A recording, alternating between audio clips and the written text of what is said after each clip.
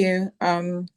Good afternoon. Sorry, my video is off because I'm having internet network issues. Yes, so good afternoon. Thank you for organizing this, and I'm pleased to be here today. So I'm presenting Tomorrow Died Yesterday.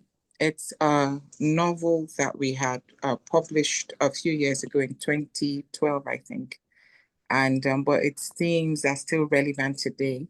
Its synopsis is around the lives of four young men, whose lives, who were born in the same year that oil was discovered in their village in southern Nigeria. And it sheds light on critical social, political, and environmental issues, making it a must-read for global audiences. It's a compelling human drama, especially because of its social, political commentary. So its themes are around, corporate greed, environmental destruction, activism, and justice. The main storyline is an expert oil worker was kidnapped by a career militant, and then an environmental eco activist is wrongfully charged and imprisoned for the crime. And then it follows the lives of their two other friends, one who works for the oil company and the other one who is a lawyer who tries to get him off. So it deals with the one of its unique selling points is that it's an authentic perspective on a vital but underrepresented, issue, which is the human cost of oil exploitation, especially in the Niger Delta area of Nigeria. It blends literary fiction with elements of political drama, political thriller and crime drama. And it's been received to, real strong critical acclaim. It has a 77% five-star review rate on Amazon, and I think a 61% five-star review rate on Goodreads. And we recently, optioned the rights for its film and its TV. The author who wrote this, Chimeka Garrix, has since written a collection of short stories that was released last year by HarperCollins UK. So it's a really strong Niger Delta story, and is in keeping, his writing and his reception has been in keeping with authors like, Chimamanda Adichie and Chigozie Obioma, which are, notable Nigerian authors. So so Tomorrow Died Yesterday. It's available, and we have all language rights are available, except of course, like I mentioned, the TV and film rights that have been optioned by a UK-US collaboration company. Thank you so much, Ibizo. Merci beaucoup. Farida, je te laisse la parole. I can't hear. Oh. Oh, you hear? Oh, sorry. Thank you so much, Ibizo. Farida, je te laisse la parole. Ok, merci. Bonjour tout le monde, heureuse d'être parmi vous ce matin. Moi, je suis Farida Isso des éditions Graines de Pensées au Togo. Donc, je vais dire un petit mot sur nos éditions avant de présenter le livre, si possible. Donc, elles ont été fondées en 2005 par Chocho Christian Ekwe et Yasmine Isaka Kobacha. Donc, le but est de participer à l'expression culturelle de l'Afrique. Nous comptons offrir à la jeunesse africaine des ouvrages accessibles, adaptés à ses réalités et à ses aspirations. Et aussi, nous prônons une meilleure diffusion du livre à travers des coéditions et des partenariats nord-sud. Et nous faisons une promotion du livre dans les langues françaises, bien sûr, mais aussi africaines. Alors, nous avons publié toutes sortes de genres, dans des romans, des essais, de la littérature jeunesse, du théâtre, de la poésie et ainsi de suite. Alors aujourd'hui, comme vous le voyez sur vos écrans, je vais parler du livre à fond, une interface complexe entre le principe et ses manifestations. C'est un essai qui a été publié en 2024 aux éditions Graines de Pensées et qui a été écrit par Kossi et Majro Assou. Une seconde, s'il vous plaît. Donc, ça parle du fa, ou IFA ou AFAN, pour ceux qui ne savent pas exactement c'est quoi. Le fa est un art divinatoire pratiqué traditionnellement par les populations du Golfe du Bénin, et c'est aussi une science, la géomancie, qu'une divinité, présidant au destin de l'homme sur son passé, son présent et son avenir. Alors, c'est un moyen de communication avec les ancêtres, avec les dieux, avec le monde spirituel, avec l'au-delà. Donc, ça prédit l'avenir à l'homme et ça explique aussi son passé et son présent. Voilà un peu pour présenter le fa. Alors, comme je l'ai dit, c'est un système divinatoire. Il est associé au vaudou. Je crois que vous êtes plus familier avec cette religion, le vaudou, qui est partie de l'Afrique de l'Ouest et qui a été, exportée, disons, dans d'autres parties du monde grâce à l'esclavage et ainsi de suite. Alors, cet essai en particulier, cet essai, donc, l'auteur nous livre une réflexion profonde sur le vaudou, qui est une spiritualité ancestraliste africaine, et sur son messager privilégié ou encore son art divinatoire qui est le fa. Alors, l'auteur démontre avec pertinence ce monde en constante mutation, qui est tout le temps en train de chercher des réponses, de se questionner, de chercher le sens au fait à cette vie. Et donc, il se propose des réponses ou des approches de solutions grâce au fa, grâce à cette sagesse ancestrale africaine. Il nous invite donc à renouer avec nos racines et à puiser dans cette sagesse pour trouver du sens à notre vie, pour construire notre avenir à tous. Je pense que c'est un livre qui vous intéresserait pour plusieurs raisons. D'abord, ça apporte une perspective originale du fa, une réflexion stimulante et qui ouvre plusieurs fenêtres sur des aspects divers et variés du fa. Par exemple, on parle du fa en tant que géomancie divinatoire, on parle du fa en tant que système éducatif et didactique, ou le fa en tant que système chromatique, en tant que système géométrique, système fractal, etc. Donc, ça ouvre plusieurs fenêtres sur le fa.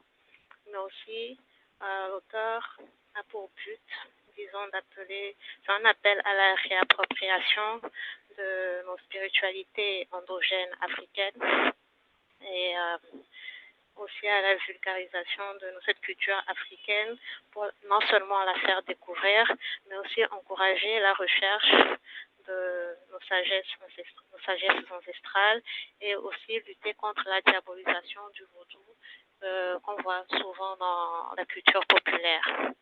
Donc, c'est un livre très documenté parce que l'auteur est un artiste, est un enseignant et un chercheur, mais il a cette particularité intéressante aussi d'avoir ce livre à des créations de l'auteur. Parce que l'auteur est aussi un artiste, un designer, un plasticien, etc. Donc, il lit cette sagesse ancestrale, il se base sur cette sagesse ancestrale qui est le fa pour créer, disons, des œuvres d'art en tant que telles. Donc, comme on parle dans l'ouvrage, on parle de la fleur du fa, ou on parle de l'étoile du fa, ou encore des anachronogrammes. C'est des anachronogrammes comme ce qui est représenté sur la couverture de l'ouvrage, donc qui représente l'élément feu. Donc, ce sont tous des créations de l'auteur en liaison avec le fa. Et voici ce qui rend ce livre très particulier, qui est sur un sujet que beaucoup ont déjà abordé. Donc voilà un peu, et puis je crois que ça intéresserait beaucoup de personnes, surtout grâce à sa relation avec le vaudou. Et voilà. Merci. Merci beaucoup, Farida. Merci beaucoup. Comme il y a des personnes qui nous ont rejoints, je me permets de vous rappeler qu'il y a une option d'interprétariat. et que vous pouvez choisir de suivre la session en français, en anglais et en espagnol. Et donc pour ça, vous pouvez aller en bas de votre écran avec le globe au-dessus duquel il est marqué interprétation. Si vous avez un problème, vous pouvez nous écrire sur le chat. Et je vous rappelle aussi que votre temps de parole est limité à 5 minutes maximum. On continue. Je vais laisser la parole à Florencia. Je ne sais pas si elle est là, je ne l'ai pas vue arriver. Florencia. Hola, Ah, hola, hola Florencia. hola, mucho gusto. Bueno, yo soy Florencia de Invertido Ediciones. Somos, somos una editorial que se especializa en la literatura LGBT, toda literatura de autores y obras centradas en temáticas LGBT. El libro que queremos presentar hoy día es una novela bastante nueva, salió a comienzos de este año em, y se llama El Jardín Rojo, del autor Sebastián Alonso. Es una novela que se centra en la historia de una casa de prostitutas en un pueblo en Chile, en Talca, durante la dictadura militar que ocurrió acá a contar del año 73. Em, la historia sigue a los personajes mientras ellos están sobre todo lidiando con las redadas que hacían los policías em, y cómo van descubriendo un poco cómo lidiar con las circunstancias, mientras ellas mismas tienen sus historias relacionadas con su identidad trans.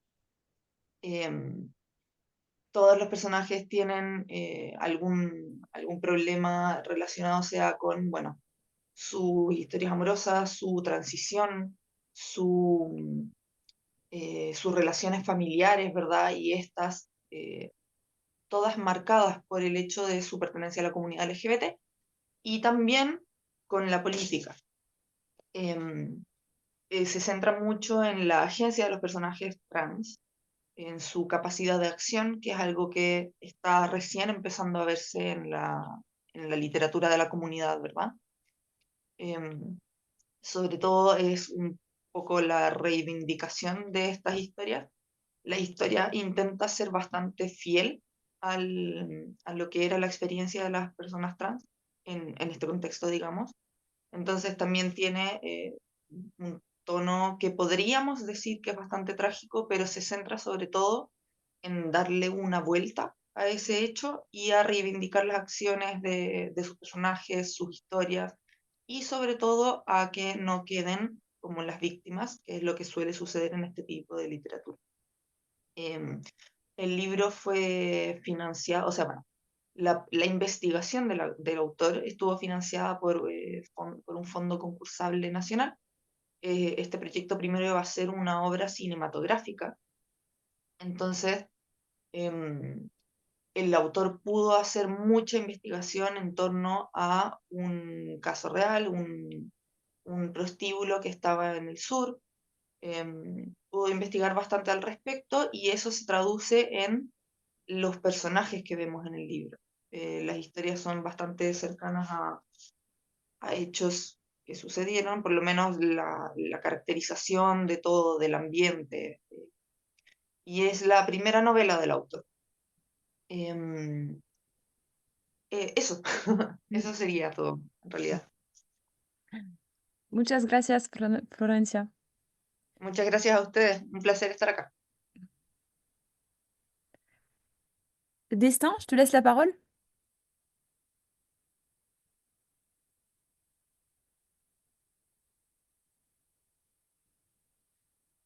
Destin, j'ai cru voir que Destin s'était connecté. On va avancer, on reviendra plus tard. Peut-être qu'il y a des problèmes de connexion de son côté. Nouzat, it's... Destin? Pardon. Ah non, non, non, non. Oui, celui-là, oui. Ah, ok, sorry Nouzat, ok. C'est bon, tu m'entends? Alors, pardon, je suis en train d'aller dans le mauvais sens. Destin, est-ce que tu... Oui, c'est bon, tu es avec nous? Je vais reculer. Alors, je suis désolée. Voilà, j'essaye de me... Pardon, excusez-moi. Je vais dans le mauvais sens. Et je vous dévoile tout le programme.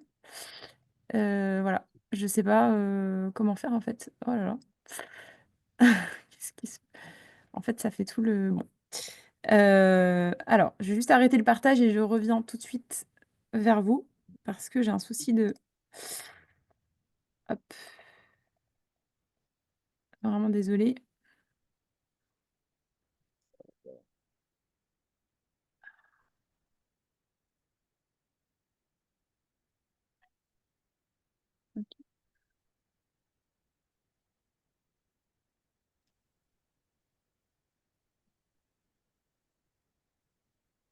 Destin, si tu veux, tu peux commencer ta présentation. Je suis en train de partager. Je capte pas. Voilà, c'est en train de... Voilà. Tac, c'est bon. Je te laisse la parole. Pardon.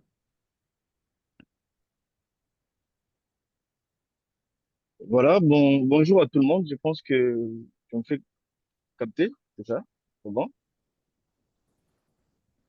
Merci. Moi, ce Destin Weragi, je suis des éditions Andibooks. Nous œuvrons en République démocratique du Congo, à Kinshasa précisément. Et Andibooks, c'est une maison d'édition indépendante créée depuis 2019. Euh, et nous éditons des livres de plusieurs genres, notamment de la poésie, des romans, des essais et consorts. Alors, les éditions Handybooks, c'est une maison d'édition aujourd'hui en train de publier des nouvelles, une nouvelle vague des auteurs. Et déjà, nous avons cinq collections dans la maison d'édition. Nous avons la collection Bulle, là où nous publions des petits ouvrages. La collection Élixir, là où nous publions de la poésie, mais de la poésie engagée. Nous avons la collection Obsession, là où nous publions toute œuvre romanesque, c'est-à-dire des romans, là, des nouvelles et tout. Nous avons la collection Scène, là où nous publions des théâtres et consorts. Et enfin, nous avons la collection Portrait, là où nous essayons de publier la biographie des auteurs, des personnalités, des portraits des grandes personnalités, etc. Alors, d'une manière générale, c'est ça la maison d'édition Andibooks. Alors, à part cela, alors ici, il vient présenter une ou deux œuvres, si le temps va le permettre. Alors ici, nous avons un cadeau pour ma belle-mère, écrit par Chantal Kiombo. Alors, cette œuvre, c'est en fait une carte postale que l'autrice essaye d'adresser à sa belle-mère. Et dedans, elle essaie de retracer plusieurs histoires qui touchent à la fois la belle-mère et la belle-fille, vous voyez. Alors, elle essaie de décrire le conflit qui existe souvent entre ces deux personnes, notamment le conflit des générations d'abord. Alors, à part ça, il y a les conflits de communication. Souvent, les belles-mères et leurs belles-filles ont toujours eu des problèmes de communication. Alors, à part ça, il y a un problème de valeur. Souvent, quand la belle-fille vient de très loin et que la belle-mère est aussi de notre origine, souvent il y a un conflit des valeurs ancestraux, des valeurs religieuses, des valeurs spirituelles. Et cette œuvre est une carte postale qui essaye de mettre en avant euh, cette relation entre belle-mère et belle-fille. Alors, c'est un peu ça. Concernant le deuxième ouvrage de Chris Kioka, c'est un recueil de poèmes intitulé Cantilène des cités. Ceci, euh, c'est un recueil de poèmes qui essaie de retracer qui essaie de repeindre le mal, la peine des- que traverse la population congolaise de l'Est, surtout pour ce qui est de la guerre qui nous est imposée par nos voisins. En fait, le Congo est meurtri par des guerres depuis plus de 30 ans maintenant, et une guerre qui, malheureusement, n'est pas médiatisée comme la guerre de l'Ukraine ou du Pakistan ou Palestine, je ne sais pas. Alors, aujourd'hui, cette guerre a causé plus de morts aucun autre conflit dans le monde. Il y a beaucoup de pertes en vies humaines, beaucoup de pertes en biens matériels. Il y a des femmes qui ont été violées, des enfants qui ont été enregistrés par force dans l'armée. Et voilà, l'auteur Priscioca essaie de lancer un cri de détresse, un cri d'alarme dans son recueil ici, et essaye par sa plume de transmettre le mal de toutes les victimes de cette guerre à travers son recueil de poèmes. Merci beaucoup. Merci beaucoup, Destin. Just before we move on, I would like to speak in English for those who just joined. And so you can choose your language, English, French, or Spanish, through the interpretation canal that you can find below your screen. If you have any issue, you can write to us on the chat and we will help. Nuzat, c'est à toi cette fois-ci. Okay, thank you. I'm Nuzat Abbas. I'm from Trace Press, which is a feminist decolonial queer-run press based in Toronto in Canada. But we work with people all over the world as well. We focus on innovative literature from the global south and diasporas, and we're very interested in questions of literary translation as both method and practice. And so we would love our books to actually get translated into languages of the global south, both the original languages and the European languages spoken there. Can you all hear me properly? Yes, perfect. Okay, great. We presented the first time last year with River and an Ocean, which is kind of our manifesto. It was a book of essays by poets, writers, and translators of Global South origin. And we're very happy to know that it's now being taught all over the world in translation programs. And it was a kind of intervention into how people think about colonialism, language, and translation. And then after that, we ran 2 series of workshops in 2022, 2023 in Arabic and Tamil. And we kind of will be doing other ones later on if we get enough funding to manage that. But we're trying to get translators of Global South origin together to think about what it means to translate and to work through their practice as well. And so with the Arabic one, which just got released early this year, it's Arabic Between Love and War, edited by Yasmin Haj and Nora Al-Kharashi, who are both translators. Nora is also a scholar. And they were wonderful in the facilitation and also in the sort of editorial process that we did. And I'll just read a little bit about the description of the book. Those of you who know Arabic can figure it out already. In Arabic, the word for love, hub, is 1 letter shorter than the word for war, harb.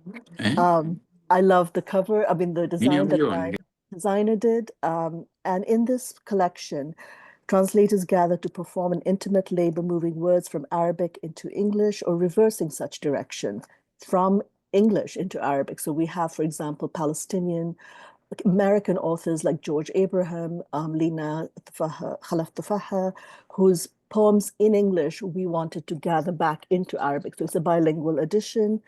And in doing so, we're doing this project as Gaza was, the invasion of Gaza was beginning, and as language itself was dissolving into cities, landscapes, or portals that were opening to rubble or on the air. And that influences the direction the book took, the beautiful introduction by Yasmin Haj, and then the poems themselves, which come from all over, from Tunisia, from Iraq, from Lebanon, from Palestine, and from Sudan, also resonate and tremble between languages, between silence and voice, original and translation, and the polarities of war and love. So we have sort of older poets like Fadat Khan and Ibrahim Nasrallah, along with very contemporary poets like Najla Al-Thum, who will be actually doing a book with her from Sudan, and Noor Balusha, who's a Palestinian poet based in Europe right now. So it's a very complex but slender, beautiful book, and we would love to see it translated into various other languages. If you're interested, please get in touch. The other book that we're now starting to work on, could we change the slide?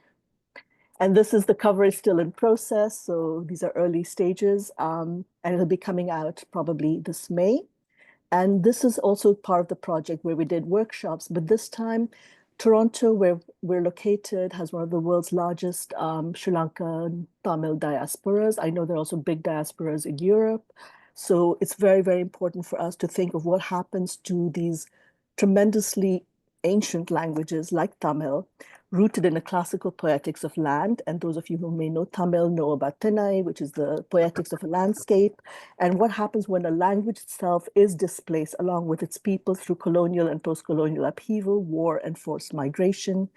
And in this collection, we had professional and emerging translators, including those who had never translated before, come together thinking through the question of Tamil poetry and the question of labor. So we had people from Malaysia, from India, from Toronto, from Europe as well, coming and thinking through what it means to work with this language that also is very deeply gendered. And so it's very experimental. We have the younger poets and translators kind of reworking classical poems in very feminist, very queer ways. It's wonderful. And we also have sort of very poignant translations of excellent poets who are not yet translated, but we will be translating them next year. Like Rashmi, who is a Sri Lankan Tamil poet living in exile, for example. And we have some beautiful translations of his work in this. So we also have labor songs from Malaysia and Singapore of the Tamil diaspora that was plantation labor there. So it's really beautiful. And we invite people again to, I think in the process of translation, to think about how little they sometimes understand of their migrant populations in various places, both in North America and in Europe, but also within India, where there is less understanding of the impact of the Sri Lankan war and displacement on people's memories and histories. So that's kind of the two projects. And again, the translators and the people who ran the workshops were Nidra Rodrigo and Geeta Sukumaran, who are wonderful allies of Trace and excellent editors. So it's a really beautiful collection. And we hope you'll find it interesting. Thank you. Thank you so much, Izat. Colleen, the floor is yours. Hi, everybody. Thank you for this opportunity. I'm just going to present one book. I did present last time, but I'm from Modjaji Books. It's a very small independent publisher in Cape Town, South Africa. We've been going since 2007. So this book, Home Sky, is a novel, a debut novel. The author is, her main job is she's a chef. It doesn't have anything to do with the book, although there is beautiful descriptions of food and eating when that happens as action in the novel. Yeah, so it's a coming of age novel set in Johannesburg in the 70s. So it's got a historical, the 1970s. It's got a historical that has historical value. And so the 1970s were a time of huge upheaval prior to the ending of legislated apartheid in South Africa. And the author comes from a Muslim Indian community. We have a lot of different kinds of communities in South Africa. So we have Indian communities that are Hindu or have other, mainly Hindu and Muslim, but so this is from a Muslim family. And because of the apartheid legislation that separated people, what I found very interesting and didn't know in the book, I mean, it's not a main thing, but it's just interesting, is that Muslim people who lived in the Cape and who were from Malaysia, historically, sorry? Oh, it's okay, Colin, sorry. That was, who were from Malaysia historically, were seen to be colored, but Indian Muslims who were more in Johannesburg and Durban were seen to be Asian, and it was better under apartheid in terms of how you were treated to be Asian. So, I mean, it's just a little one of the historical threads that comes through in the novel, but really it's a coming of age story, a love story, and yeah, and I mean, it's also what I found fascinating is that it grapples with desire, you know, and young people's physical and sexual desire relationships, which in a sense is kind of unexpected from the author for me, because, you know, she's a devout and, you know, deeply practicing Muslim woman. So, I mean, that was to me very beautiful and interesting. So, you know, the main character's name is Asma Patel, and she's the only child, and her parents have great ambitions for her. And she falls in love with a boy who is from the sort of colored community, which, but he's also Muslim. But, you know, he's not seen to be somebody that her parents would want her to be involved with. So she has a secret relationship with him. And then he disappears. And there is a sense that he disappears into the armed struggle. And, you know, our character has to cope with all of that. And I mean, it also goes into detail, you know, you learn a lot about the family and the family dynamic. So it's a kind of psychological family drama, love story. It would appeal to young people, I think, as well as adults, you know. So, I mean, it could be, I mean, it could be published. It's not exactly like YA, but I think it's the kind of book that would be fabulous at school, in schools as well. It's been well received here. We've had great reviews, and it was shortlisted for quite a prestigious award. I mean, there are lots of awards in this particular award. And it's focused, the award is partly for books that have some kind of value with human and social sciences. So even though it's a creative work, it was shortlisted in that award. Oh, and the other thing is about language. So it's written in English, but it's a very rich and textured English, which is woven through with colloquial Arabic and Afrikaans. So it's not just like pure sort of standard English. It really, the language and the food give a very powerful sense of you know, of the particular community that the main character lives in and grows up in. I'm done. Thank you so much, Colin. Thank you. Kenza, je te laisse la parole. Bonjour tout le monde. Ravie de vous retrouver comme toujours dans ces rendez-vous. Alors, je vais brièvement présenter 2 livres. Celui-ci, Les droits culturels à l'œuvre, la personne au cœur, est un collectif dans lequel vous allez retrouver plein de noms connus, tous ceux de l'Alliance. Alors, Danielle Paillet est une chercheuse en marketing culturel. Elle m'a proposé un manifeste sur ce référentiel juridique des droits culturels à l'œuvre, et en discutant, nous avons décidé de ne pas rester dans le texte purement théorique, mais d'éclairer cette notion par des témoignages d'acteurs et d'actrices culturelles de différents pays, du Sud global principalement, et de différentes disciplines. Alors, j'ai invité plusieurs personnes de l'Alliance. Nous avons Corinne Fleury de l'Atelier des Nomades, Paolo Stachewski des Éditions L'Homme au Chili, qui ont apporté de magnifiques contributions.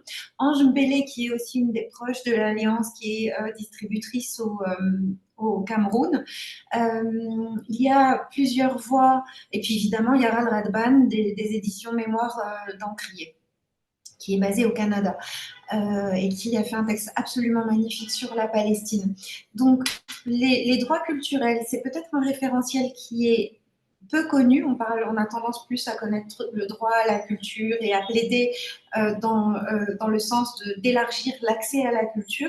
Les droits culturels, c'est un petit peu différent parce que ça permet d'ouvrir les perspectives en considérant que chacun est porteur ou porteuse d'une culture endogène qui n'est pas moins légitime que celle d'autrui. Donc, c'est aussi un outil pour décloisonner des cultures qui pourraient être minorées.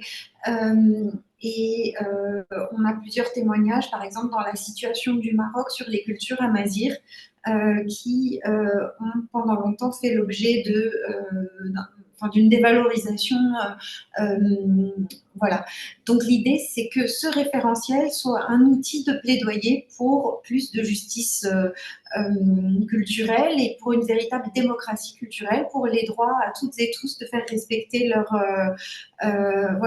culture, leur patrimoine, le faire connaître de façon plus transversale. C'est aussi un livre qui est très éclairant sur les notions de médiation, sur comment on va faire passer cette culture. Donc avec l'idée que puisqu'on est tous producteurs de culture, eh bien on est tour à tour public, non public, en position de transmettre et de façon beaucoup plus transversale et pas verticale comme on a souvent tendance à l'aborder. C'est un livre qui est sorti en novembre 2024 et dont les droits sont disponibles pour le monde en fait, et que j'aimerais beaucoup voir circuler, parce que là on a le Maroc, le Cameroun, la Réunion, la Turquie, Maurice, le Chili, la Palestine, voilà, la Turquie, l'Italie. Voilà, on a plusieurs situations qui sont abordées dans ces belles contributions. Voilà. Donc voilà pour ce premier livre. Camille, si tu veux bien passer vers le deuxième. Alors ça, Abdelrahim Barada, Une vie de combat.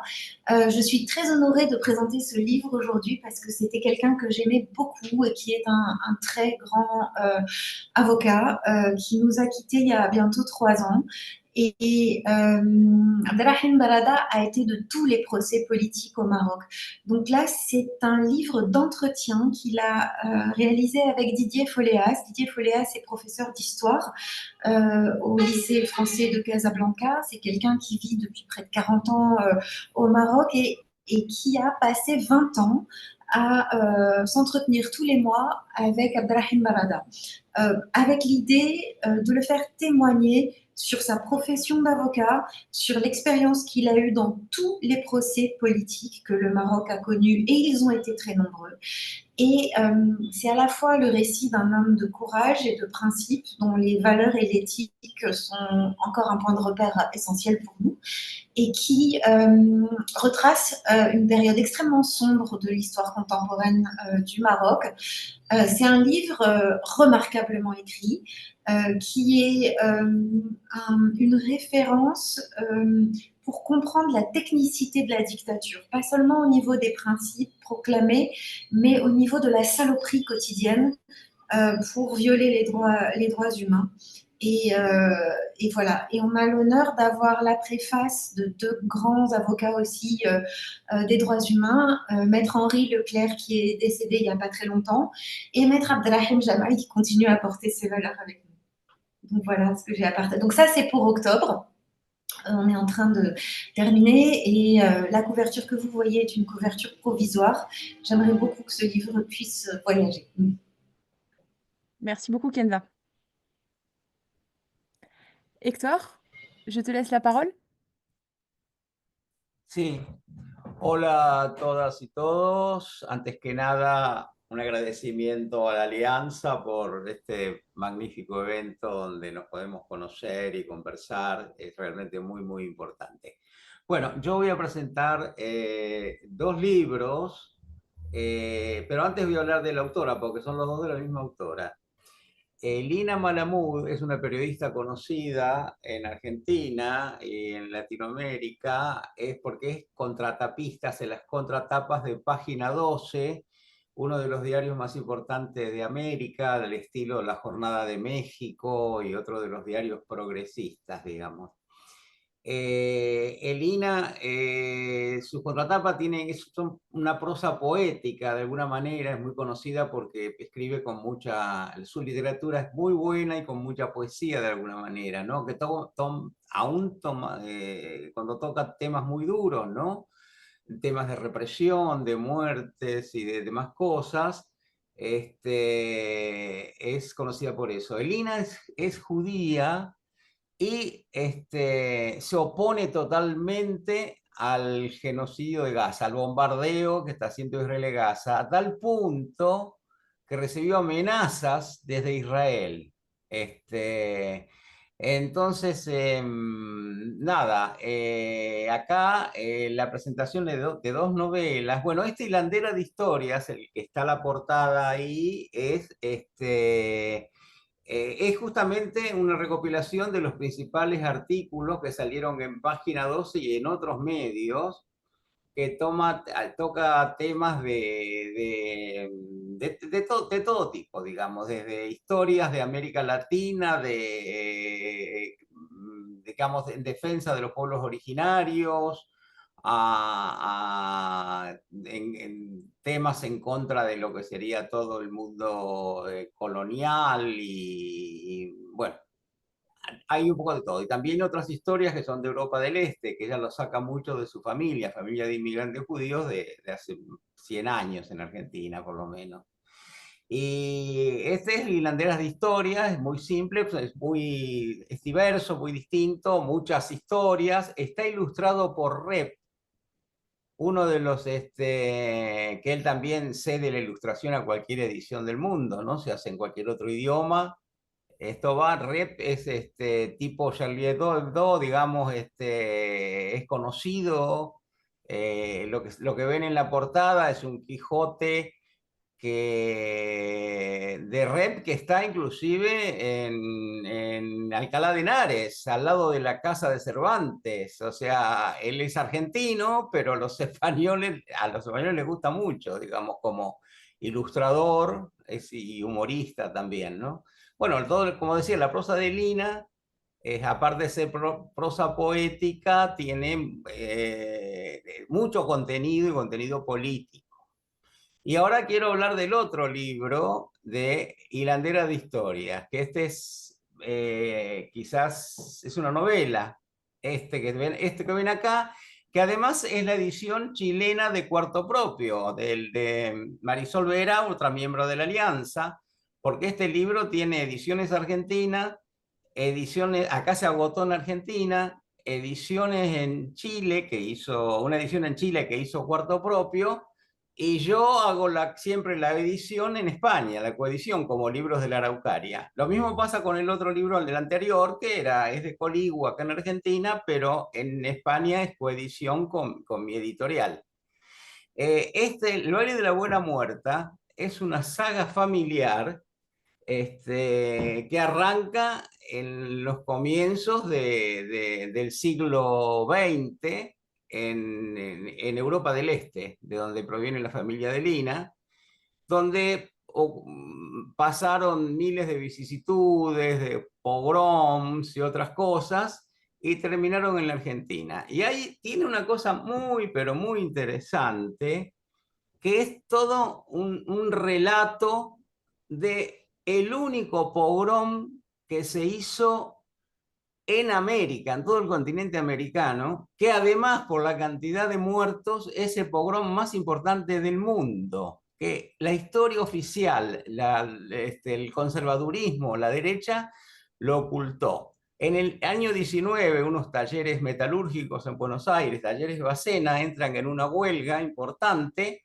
y había miles de obreros, y terminan reprimidos por la policía y el ejército, y después empieza una cacería de básicamente anarquistas que eran judíos, catalanes y alemanes. O sea, el pogrom no fue solamente contra judíos como que había ocurrido en Europa, por ejemplo. Había obreros judíos, muchos catalanes, la mayoría eran catalanes, y muchísimos alemanes, anarquistas alemanes. Bueno, hubo, se calcula, cerca de 3.000 muertos, porque después durante semanas, se llama la Semana Trágica, durante semanas fueron a buscarlos a sus casas, a sus barrios, y los mataban.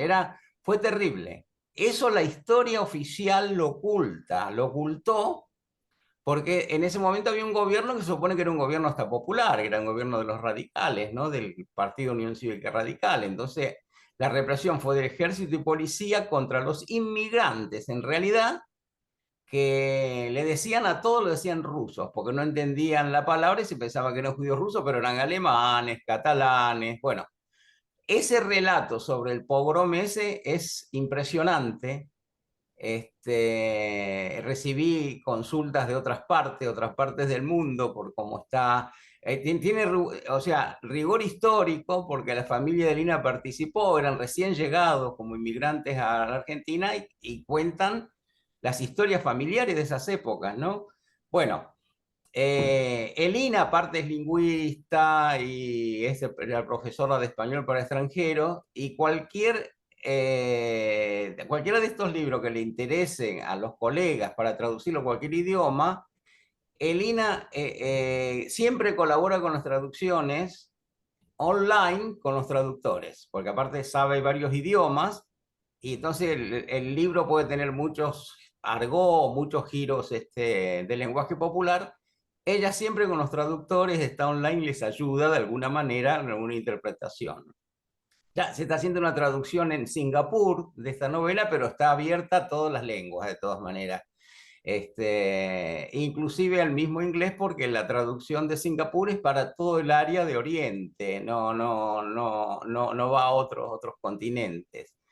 Los derechos. Obviamente cedemos los derechos a la gente, a los compañeros de la compañeras y compañeros de la Alianza, y lo recomiendo porque realmente es muy interesante.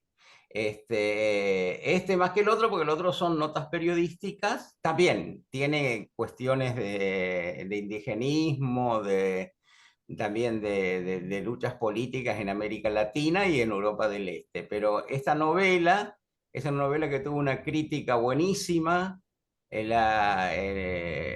Bueno, en Chile le hizo la crítica a Poblete, que es un conocido escritor y que habla maravillas de este libro, y después hay críticas en todos lados. O sea, entonces nosotros, Libros de la Araucaria, bueno, cedemos los derechos para cualquier idioma, porque lo que nos interesa es una excelente novela, prosa poética, mucho sentido del humor, un humor muy sarcástico, emociona.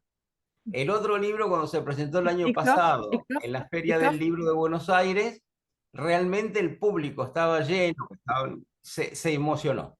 Bueno, eso es todo. Estamos a disposición para cualquier colega, de cualquier editorial que quiera traducirlo. Muchas gracias, Héctor. Muchas gracias. J'attire votre attention sur le fait qu'il reste encore pas mal de monde à passer, donc attention aux 5 minutes. Voilà, si vous pouvez respecter les 5 minutes de parole. Laetitia, it's your turn. Thank you. Hi, everyone. I'm happy to be here presenting Boitempo's titles again. We are a Brazilian publisher of mainly nonfiction books, for those who don't know. And we publish some radical fiction, and we are very widely known for our translations of Marx and Engels. We're almost 30 years old. And in celebration of our anniversary, we published this collection, the Essentials of Marx and Engels, by Marx and Engels, and organized by Marcelo Musto. This is an anthology of Marx and Engels' theoretical texts made up by 3 volumes in a box containing the fundamental passages of the Marxian and Engelsian canon. It's organized in chronological order from 1840s to Engels' death in 1895. It's divided in 3 volumes: philosophical, economic, and political writings. And the organization, the explanatory notes, and the introductions are made by Marcelo Musto. This edition, although it seems very academic, the intention was to create an edition for all the readers who are interested in getting to know the original works of these 2 authors. And the word rights are free, but we have already an interested Spanish publisher. Okay, so the next book I'm presenting is called Cynicism and the Failure of Criticism by Vladimir Safatli, who is an important critical thinking philosopher here in Brazil. This book was originally published in 2008. It has around 220 pages. And we have made a reissue this year, and it's extremely current in its approach of the dynamics of the rationalization in our time, and also of the increase of the popular support of the fascist perspectives nowadays. He questions analysis that seek to explain this movement through moral, psychological, or cognitive deficit, and explains the normativity, the cynical normativity of our time, which is a mark of many authoritarian leaders that are considered comic or parodic, and revives concepts of Adorno, Freud, Lacan, and Hegel, among other authors, showing how cynicism has spread through all the spheres of current critical thinking. And the rights were sold recently to German. This was published by Tentati Verlag. And I think this is a very good book. So yeah, that's it. Thank you very much. Thank you so much, Laetitia. Jonathan, je te laisse la parole.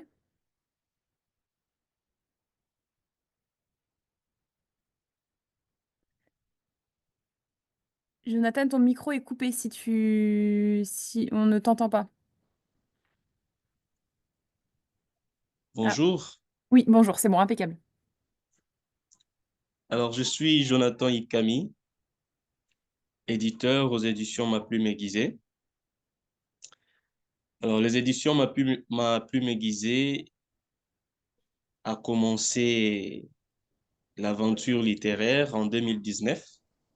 Donc, elle a été créée en 2019 par un Congolais, un amoureux de l'écriture et de la littérature, Tony Mondi. Et il nous a fait honneur de publier son livre « Pile ou face » l'année passée aux éditions Ma Plume Aiguisée, quand bien même il ne travaille plus comme éditeur, mais il est dans le collège des fondateurs. Son livre Ma Plume Aiguisée, c'est un livre qui a plein de rebondissements. C'est un roman qui compte 179 pages. C'est un roman qui parle de la recherche ou de la quête de la rédemption. Et l'histoire se passe dans 2 milieux de Kinshasa. C'est à ma campagne, un quartier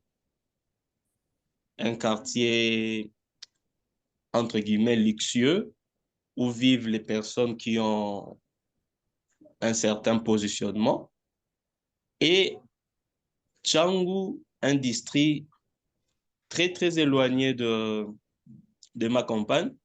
Et dans ces districts-là, les gens considèrent ces districts comme un endroit où le où la vie est presque précaire, hein. Les choses ne sont pas vraiment très bien organisées. Il y a trop de bandits, de koulouna. Et l'histoire est qu'un certain Patrick quitte ma campagne pour aller vivre à Canggu Industrie. Et arrivé là-bas, l'objectif était justement de rencontrer l'une de ses amies, son amie qui lui a été très, très proche lorsqu'ils étudiaient. Et arrivé là-bas, son amie a connu une sorte de violence sexuelle par un groupe de gens. Et c'est cette violence-là qu'a connue son amie qui lui a poussé à intégrer aussi un autre groupe de gangs.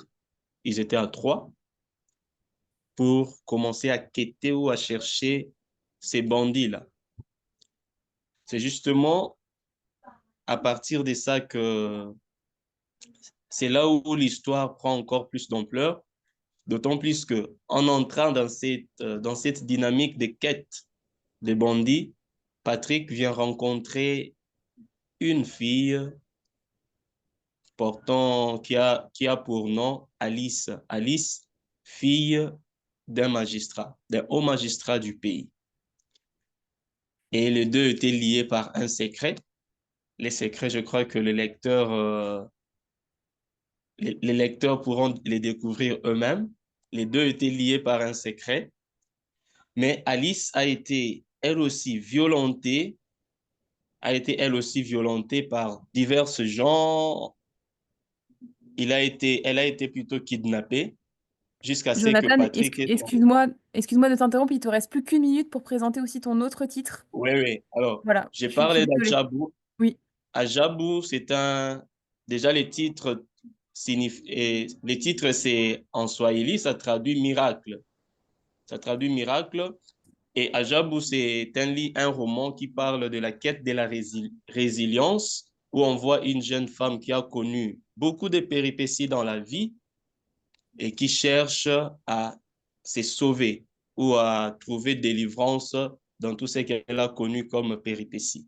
Donc, ça part de la faiblesse de cette femme jusqu'à sa guérison psychologique, physique, mais aussi spirituelle. C'est un roman édité en 2024. Merci. Merci beaucoup, Jonathan, pour cette présentation. Azadeh, it's your turn. Hello, everybody. I'm Azadeh from London. I am an Iranian publisher, but I'm based in the UK because I publish books that, because of the censorship, they cannot be published inside the country. We started in 2012 and we publish fiction and nonfiction. I have 2 books to present today, 2 novels. The first one is called I Plant My Hands. We published in Persian with another name, but because this book is available also in English, it's written both in English and Persian. The English name is I Plant My Hands. And I need to give you a context about what is it about. In late 1980s in Iran, it was a few years after Iran Revolution and also at the end of Iran-Iraq war. There were many thousands of political prisoners in Iran, and Iranian regime executed several thousand political prisoners inside prison before their sentence ends. So that's the context. And this novel is about 2 sisters that lost one brother in the war and one brother in this mass execution. Every chapter is narrated by one of these sisters, and they tell the story of this family and what happened before and what is going on in that time in Iran. And it is a retelling of Antigone's, the Greek tragedy story, because one of these sisters that is a doctor insists on getting the body of the executed brother, and the regime doesn't want to. And the other sister loves to go back to life and make a new life after all of this turmoil in their life. So this is the story that is told by these two sisters that have different, perception, but they want to stand up to their, principle. And this is a like political novel, and the writer is Akram Pedramnia. She lives in Canada these days for the past 20 years. And she's a novelist, but also she's a well-known translator. She translated Nabokov's Lolita. She translated Ulysses, that's also published by Nogam. So she is a very prestigious writer and translator. And as I mentioned, the English version of this book is available for any publisher interested. So I go to the second novel. The second novel is A Tribunal to Freedom, written by Hamid Reza Ibrahimzadeh. The writer is a young journalist living inside Iran these days, and this novel is about the life of a young generation in 2000s in Iran, 2009, 2010, and one day the narrator he wants to end his life, but then just see a tweet on his feed that something happened to an old friend, and they had a pact. So he has to stop and go back and approach and find this old friend. And via these like flashbacks, we go and see the life of this new generation, that they have all underground life of, the youth life under Islamic Republic, how they live when they arrested because of drinking in a party or having concerts or having these like groups of girls and boys together traveling, and they are not political activists. They're just young people who wants to build their lives, and all these injustice and discriminations inside the country, and also the international relations with other countries and sanctions, how it affects the life of these young people. We published also another novel a few years ago from Hamid Reza, and he was a journalist himself, but he left journalism and now he's a novel writer. And I hope that nothing happens to him because he's still living in the country. Yeah, these are my two books, and I will be happy if any publisher is interested. Thank you so much, Adade. No, it's Safe Safa Culture and Publishing. I believe it's not Mohammed who is presenting, but somebody else.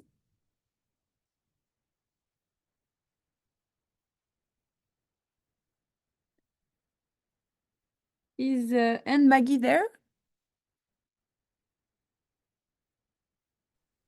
Okay.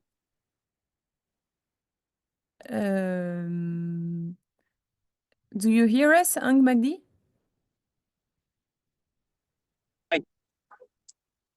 Oh. Hello? Sorry, the internet is bad. Because Oh. No can you problem. hear me now?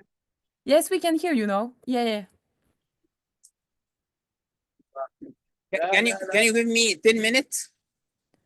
Sorry? Can you give me 10 minutes to recover the internet? And I will Yes. We can move on and you can speak later. Yeah, no problem. No problem. Sorry. You tell me. Yeah. Thank you. Okay, so we'll move on. Safa, Je te laisse la parole. Oui, bonjour tout le monde. C'est Safa Ouali des éditions Le Fennec, fondée par Leila Chaouni en 1987 et on est basé à Casablanca. Donc, je voudrais présenter deux romans. Le premier, c'est La vie lui va si bien. C'est le dernier de Youssouf Amil Alami, qui est connu par son roman C'est beau la guerre, qui a eu le prix Orange en 2020. Et donc là, c'est son dernier qui cette fois parle de sa maman. Donc il avait déjà écrit un livre magnifique sur son père qui s'appelle Même pas mort. Et là, il a choisi dans ce roman d'explorer les thématiques de la mémoire et de la vieillesse et de la mort à travers un regard d'un fils sur sa maman. Et on va dire que le narrateur, qui est en même temps, on va dire que c'est autobiographique quand même. Et donc le narrateur, il est obsédé par l'idée de préserver les souvenirs de sa mère, craignant qu'il ne disparaisse avec elle.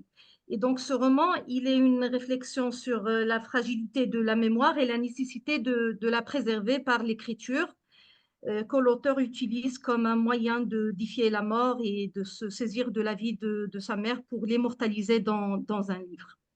Et donc, c'est un récit profondément touchant et intime qui explore les complexités de la relation filiale et le passage du temps et la quête du sens à travers l'écriture et la mémoire. Et c'est surtout un hommage vibrant à la figure de la mère et une réflexion profonde sur la condition humaine. Et en fait, ce qui caractérise l'écriture de Youssef Amil Alami, quelle que soit la thématique, il a écrit sur beaucoup de choses, sur la guerre, sur les dictatures, sur le père et sur pas mal d'autres choses, sur les révolutions arabes notamment. Mais le fil conducteur dans tous ses écrits, c'est son style vraiment très, très poétique qui fait de son style on va dire, le point attrayant pour ces livres, pour s'intéresser à ces livres. Je passe vite parce que le temps est compté. Je passe à mon deuxième. C'est un autre roman aussi, une parution aussi qui vient de paraître. On est en train de faire beaucoup de parutions pour le salon des livres. Et celui-là, c'est une autrice, c'est Souad Ben Kiran, Une femme sur le toit. Alors, Souad Ben Kiran, juste pour en passage, elle est peintre, elle a enseigné à Agadir et là, c'est son deuxième roman. Et elle reflète surtout, elle travaille beaucoup elle est bénévole dans une association caritative et tout ça. Et c'est ce travail qui lui a permis de s'intéresser aux enfants, aux femmes, aux SDF, aux plein de choses. Et donc, ce roman est inspiré de ce travail. Et Une femme sur le toit, c'est l'histoire d'une femme qui vit dans la rue et qui a eu une vie assez spéciale. Et donc le roman, il part d'une vie assez spéciale. Le personnage qui s'appelle Mina,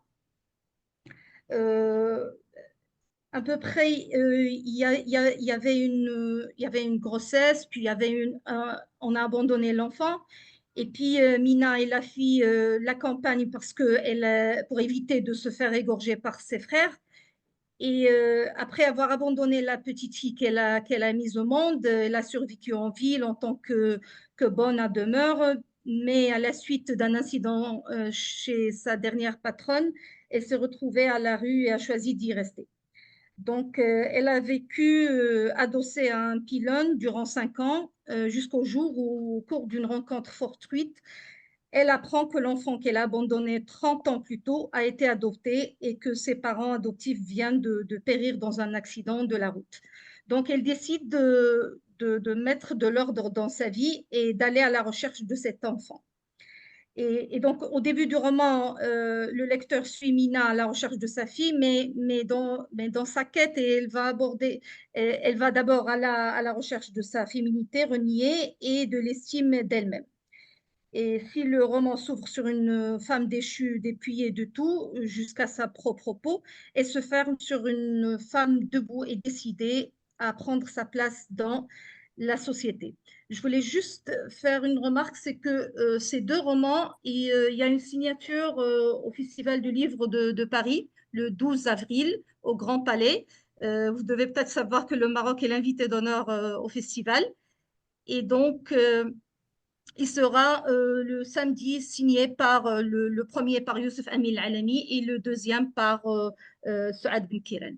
Merci beaucoup Camille et Laurence et pour toutes les gens présents. Merci beaucoup Safa pour ta présentation. Amanda, it's your turn.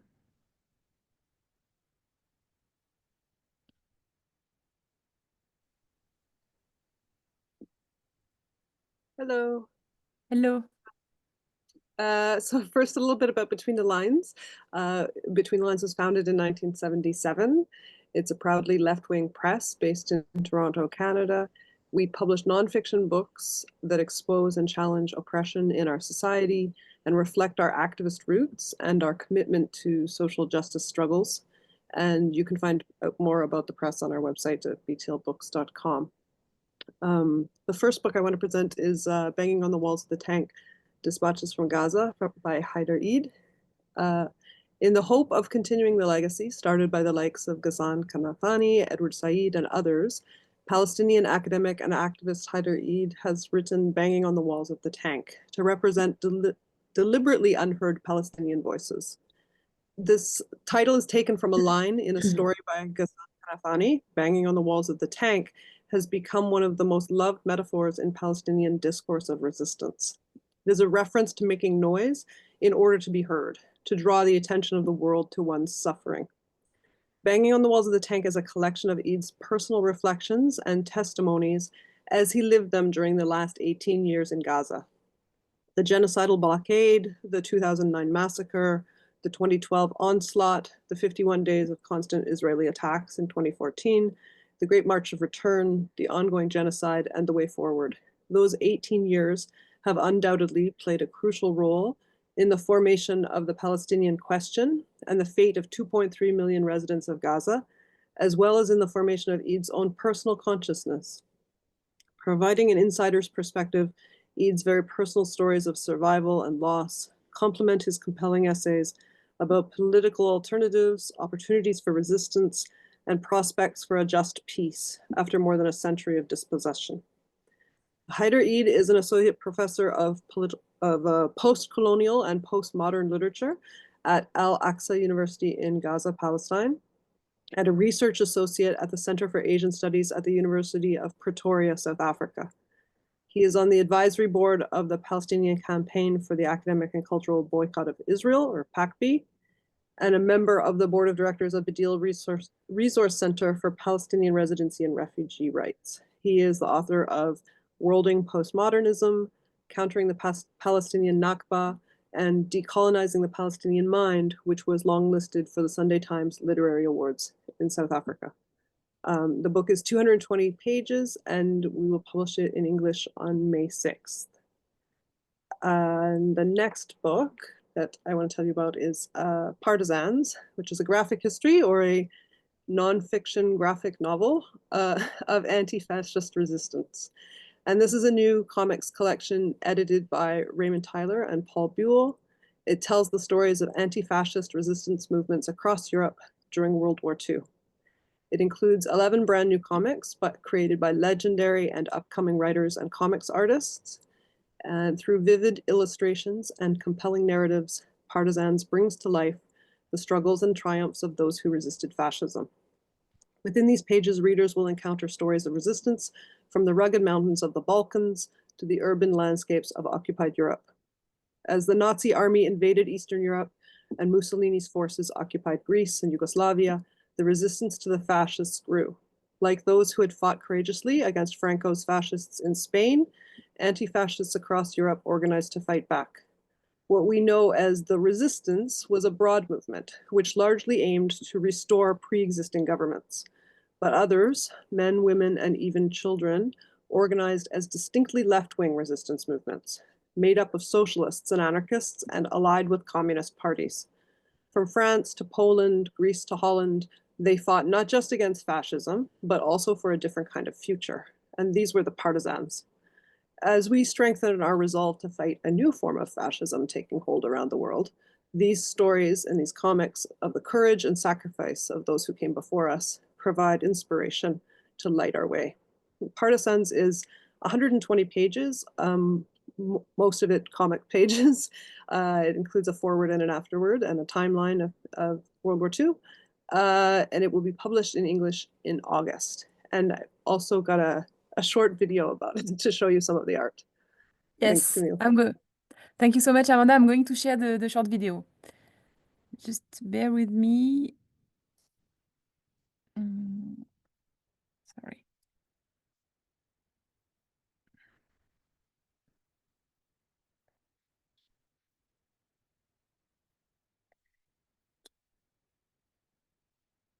Sorry, it's not this. It is. Sorry, I'm just. Sorry. Just a little bit. Okay, here we are.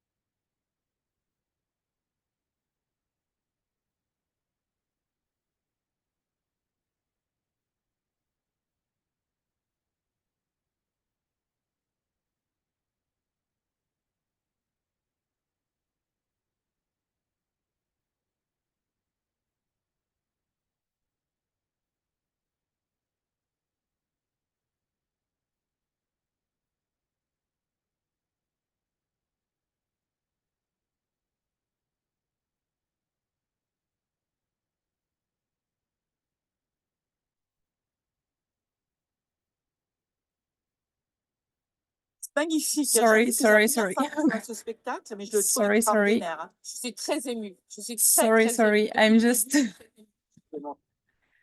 I'm really sorry, Amanda, because the sound was not working. So we will share the link of the video because the sound was very nice. It was a very nice music. So I'm really sorry. I had an issue, a technical issue. So let's move on with, by any chance, Mohamed, is the connection better on your side?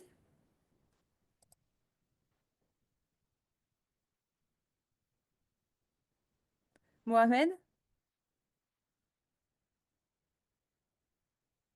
I can see that it's connected. Okay, it's okay. We can move on, and we'll see if Mohamed is available later. I think Gustavo, it's your turn. I will just share my screen again. Hello? Yes. Yes, yeah, you can begin, Gustavo. I'm sharing my screen at the same time. You can begin. Okay, because we have a short time, I think I'll just talk about one of my books. Okay. So we can, yeah, this one. We This can one? focus on Okay. this one. Yes.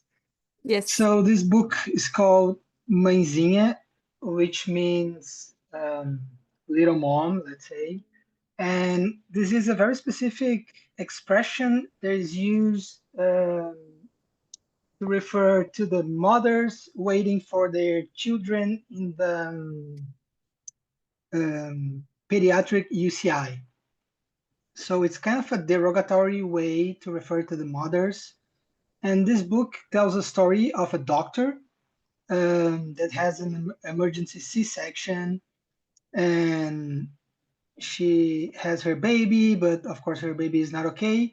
And then it tells the journey of this, let's say, powerful doctor. He used to give orders and tell everybody what to do.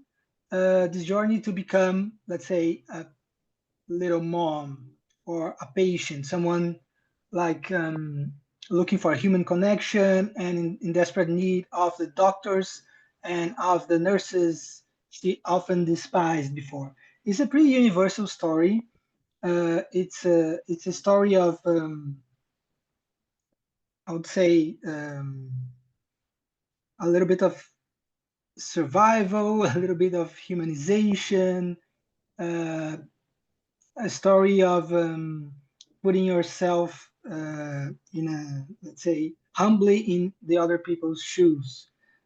What's very interesting about this specific novel is that this is the winner of the Prêmio Caminhos, which is a very new prize here in Brazil that is totally, how can I say,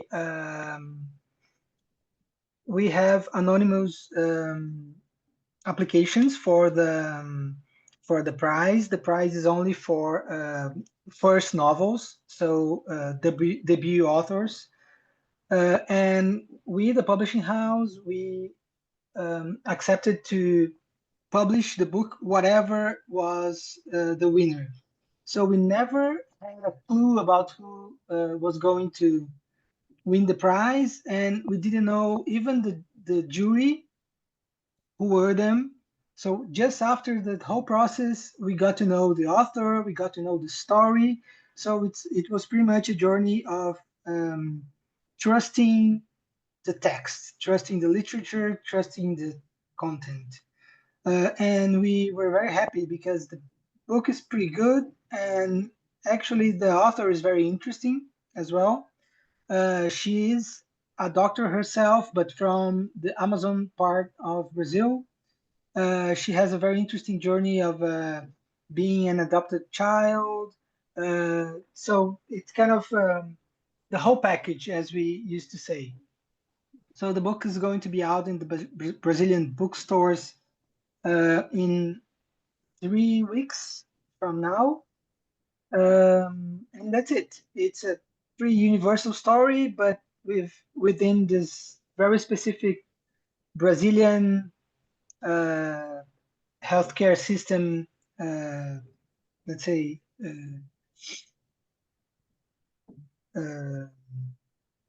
yeah, this is where it takes place, but in a pretty much universal story. It's pretty much our strongest book of the season, I would say. Thank you so much. Thank you so much, Gustavo, for this presentation. Thank you. Isabelle, je te laisse la parole. Oui, merci beaucoup Camille. Alors là, il y a une petite erreur de couverture. Moi, je vais vous présenter un livre qui s'appelle L'eau et la planète. Donc voilà. Alors, un petit mot sur les... Voilà, et merci beaucoup Camille. Et pas la justice climatique, je vais présenter qu'un seul livre. Donc les éditions Léopold Mayer, nous sommes une maison d'édition, nous existons depuis 1995, nous sommes à Paris et nous publions des essais qui essentiellement autour de la transition écologique, donc des questions environnementales et des questions aussi d'éthique et de gouvernance. Voilà, nous publions à peu près une dizaine de titres par an. Nous sommes une petite structure. Et donc, j'ai choisi L'eau et la planète que nous avons publié en 2024 parce que la thématique de l'eau est évidemment un sujet qui traverse un petit peu, qui nous concerne tous déjà, puis qui traverse un peu les frontières. Et c'est justement l'objet de l'auteur, Daniel Zimmer. C'est un agronome qui est un grand spécialiste de l'eau. Il a fait des recherches sur l'eau pendant toute sa carrière. Il a été directeur du Conseil mondial de l'eau. Et il avait déjà écrit un livre chez nous qui s'appelle L'Emprunto, qui était assez technique. Et là, on l'a recontacté pour lui demander un livre qui rassemble un peu son expérience de spécialiste de l'eau. Et il a trouvé important de dire qu'aujourd'hui, il fallait qu'on appréhende le cycle de l'eau. Bon, je ne vais pas rentrer trop dans les détails parce qu'on n'a pas beaucoup de temps, mais justement dans sa globalité. c'est-à-dire que l'eau ne connaît pas les frontières et qu'il faut voir le cycle des précipitations et de l'évaporation et des courants marins et des vents dans son ensemble pour pouvoir aujourd'hui résoudre les problématiques liées à l'eau, parce que vous savez que les changements climatiques, dans le désordre climatique qu'on connaît tous aujourd'hui, l'eau est un des premiers éléments impactés par les activités humaines. Et aujourd'hui, si on n'a pas une vision globale de l'eau sur la planète, on n'arrivera pas à résoudre ou à au moins lutter contre le manque d'eau ou les inondations que nous pouvons connaître. Donc, pour lui, il est urgent de repenser l'eau sur l'ensemble de la planète. Alors, je ne vais pas non plus entrer dans les détails, mais il est surtout important de s'intéresser à ce qu'on appelle l'eau verte. Parce que dans l'analyse de l'eau, vous avez l'eau bleue qui est généralement celle des rivières, de la pluie, celle que vous voyez, vous. Mais l'eau verte, c'est l'eau qui infiltre les sols, qui crée les nappes phréatiques, qui crée les réserves d'eau, qui nourrit les cultures. Et lui s'intéresse particulièrement aux réserves d'eau verte et à la manière dont elles peuvent circuler dans nos pays. Voilà. Et puis nous avons une de nos spécificités aussi, c'est que nous faisons toujours des essais avec un volet propositionnel, c'est-à-dire qu'on ne s'arrête pas au constat des problèmes d'aujourd'hui, mais on essaye en tout cas de proposer des pistes pour les résoudre. Et c'est le cas pour ce livre. Il propose un ensemble de solutions qui reposent sur 4 piliers, qui est la meilleure efficacité dans nos usages de l'eau, une plus grande sobriété, évidemment, donc d'être moins gourmand et de faire plus attention à notre consommation d'eau, une forme de résilience aussi, c'est-à-dire d'arriver à s'adapter aux nouvelles situations, au manque d'eau, par exemple, en tout cas en France, pendant les périodes estivales, pendant l'été. Et puis, le quatrième point qui est important, qui aujourd'hui prend un peu plus le vent en poupe, c'est les approches régénératives que vous connaissez peut-être dans votre pays, c'est-à-dire qu'on essaye de remettre justement de l'eau verte, donc de remettre de l'eau dans les sous-sols de terres qui sont arides et de recréer un nouvel écosystème qui puisse capter l'eau quand il y a des précipitations.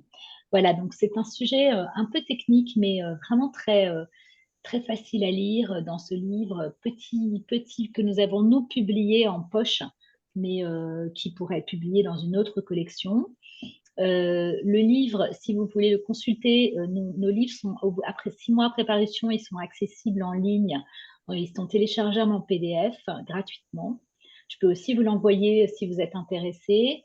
Et voilà, sachez qu'on fait des conditions assez... Enfin, on revend les droits de manière très souvent, même on les cède gracieusement parce que nous avons la chance d'être appuyés par la Fondation Léopold, donc du même nom. Donc, on est moins dans un but de lucratif.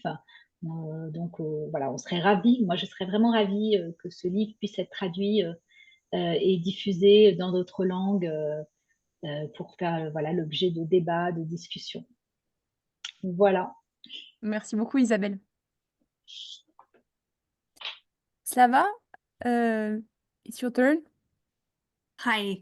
Hello, everyone. My name is Slava Svitova. I represent Creative Women Publishing, the one and only feminist publishing in Ukraine, founded in COVID times, transforming and growing during the wartime. I am honored to be here and talk about 2 books today.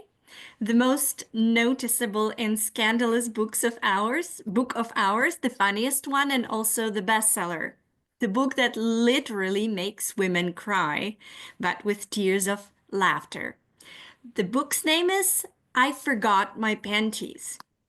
Imagine the book that boldly explores the joys and struggles of women, of modern womanhood with humor, heart, and a dose of unapologetic realism.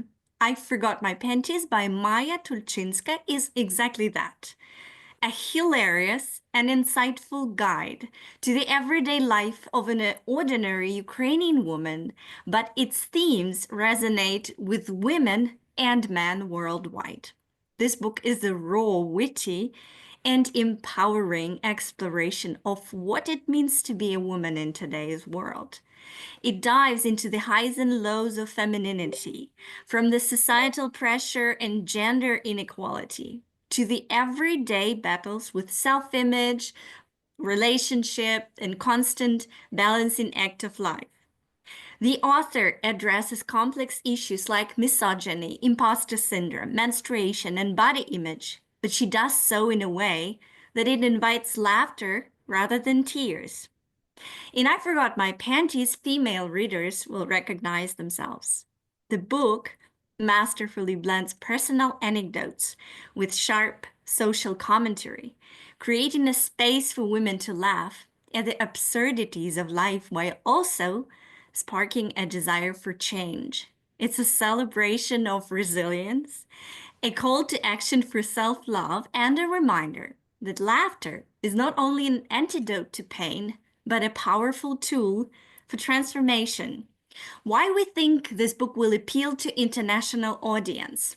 First, because the themes are truly universal. To be a woman means to be a woman everywhere in the world. We are facing the same challenges. Empowerment through humor, cultural insights with global relevance, the power of change, and fresh feminist perspective. If you're looking for a book which makes you laugh, reflect, and ultimately feel empowered, I Forgot My Panty is your perfect next read. It's more than just a book. It's a celebration of life, womanhood, and the power of laughter in the face of everything. But caution, this book may cause irreparable disruptions to the worldview of people who believe that feminism is a bad word, as well as those who suffer from clinical flaws in their sense of humor, a lack of irony, and chronic seriousness. That's the book number 1. And I'm ready to move to the next one and shifting absolutely to the different vibe. Why this book is special? First of all, we have already sold rights to the Czech Republic, and this book is going to be translated into Czech. It is called Cry, Sister, Laugh. And the author is Violeta Kim, a Ukrainian author. And it's a very poignant and transformative exploration of women amidst war and trauma. Written by Violeta, this book speaks not only to the women who are enduring the ongoing horrors of the war in Ukraine, but to every woman whose story has been shaped by conflict, resilience, and survival. Through the collection of deeply personal essays and some powerful interviews with 23 women of varying ages and backgrounds, Violeta Kim crafts a narrative that bridges personal experience with the collective trauma, inviting readers to recognize their own stories within the broader fabric of history. This book is not just the account of war, it is a celebration of strength, vitality, vulnerability, and deep emotional complexity of women amidst war. It reflects on themes such as sexuality, motherhood, vulnerability, death, identity crisis, and relationship, while grounding those reflections in the context of a war that has changed lives and societies forever. With sections like Am I Beautiful?, Shame, Guilt, and The Land of Unborn Children, the book Cry, Sister, Laugh explores not only the physical and emotional toll of the war, but also the quiet moments of beauty, longing, and humanity that persists despite everything. Why we think this book should be appealing to the international audiences is that it talks about the universal themes of womanhood and trauma. It also speaks volumes about the collective healing through personal narratives and stories. It is a literally snapshot of a historical moment, which will help possibly the world to understand better the nature of this war in Ukraine and what it takes to live here, to stay here, and to survive. Cry Sister Love is not just a collection of personal stories. It's a profound meditation on life, death, beauty, guilt, survival, and identity. And I also have to say about how the book looks like. The naked cardboard, it's like the exposure of delicate female experiences, which are always very difficult to talk about, especially during the war. Silver foil that you see on the book cover, it's an accent on a pattern. And this pattern, you can see the two birds are among the branches of a tree. It's an ornament from the authentic Ukrainian curtain that hung on the window of the Ukrainian house. There's also an embossing, because all of these days, when we are desperately trying to live amidst the horrors of the war, these days are already imprinted on us with an invisible pattern. So the open spine of a book also, where all the seams and threads can be visible, this also tells a story about all of us. The stories of women in the middle of the war, the stories that demand to be heard, understood, and remembered. So this is a work of literature that might resonate across borders, cultures, and generations. It's a book that seeks to bridge the gap between women, offering a space for solidarity, reflection, and healing in times of crisis. Thank you so much for your attention. Thank you so much, Slava, for your presentation. Alexandre, je te laisse la parole. Voilà. Est-ce que vous m'entendez? C'est tout bon? Oui, impeccable. Ouais. Super. Ben, merci beaucoup pour déjà tout ce qui a été présenté. Je trouve que c'est extrêmement riche et varié. Ça me donne beaucoup d'espoir dans l'édition en général. Moi, je suis Alexandre Grandjean et je dirige les éditions Hélice, Hélas, basées en Suisse. Et nous sommes spécialisés dans l'art du pas de côté et l'érudition joyeuse. On publie des romans, on publie de la bande dessinée et parfois des essais. Le premier livre que je veux vous présenter, c'est Marie-Jeanne Hurek, qui est une des grandes autrices suisses, multiprimée, en tout cas en Suisse, moins connue dans la francophonie, mais elle gagne à être connue, et qui vient de publier chez nous Leur grandeur amputée, qui est le troisième titre d'un triptyque sur comment habiter un monde que l'on sent disparaître autour de nous.